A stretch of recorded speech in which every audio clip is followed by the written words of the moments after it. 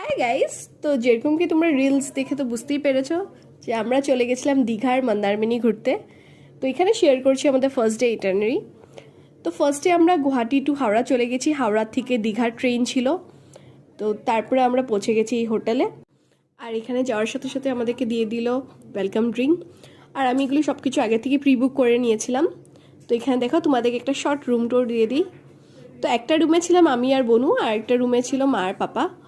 তো এখানে দেখো অপোজিটেও সব হোটেলস অ্যান্ড এখানে অলমোস্ট সব হোটেলসেই সুইমিং পুল আছে।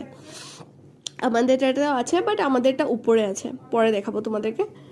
তো এখানে দেখো তারপরে আমরা এখন রেডি হয়ে নিব। তারপরে চলে গেছিলাম আমরা জগন্নাথ মন্দিরে। যারা মানে অলমোস্ট সবাই জানে হয়তো যে জগন্নাথ মন্দির নতুন করে দীঘাতে উদ্ঘাটন হলো অক্ষয় তৃতীয়ার দিন। তোমার ব্যথা লাগে? সত্যি বলছি, দুর্দান্ত হয়েছে মন্দিরটা। এত এত এত সুন্দর না, মানে এতটা এরিয়া নিয়ে, প্লাস এতটা নিট অ্যান্ড ক্লিন, মানে খুবই সুন্দর হয়েছে। তোমরা যদি কেউ যাও দীঘাতে ডেফিনেটলি যেও।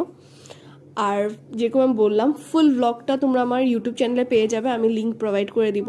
ওখানে আমি আর ডিটেলসে খুব ভালো করে আরও সব কিছু দেখিয়ে দিব তোমাদেরকে, যাতে কোনো অসুবিধা না হয়। তারপর আমরা চলে গেলাম লাঞ্চ করতে। যেহেতু দীঘার থেকে নেমে আমরা আর কিছু খাইনি, ডাইরেক্ট চলে গেছিলাম মন্দিরে ফ্রেশ হয়ে।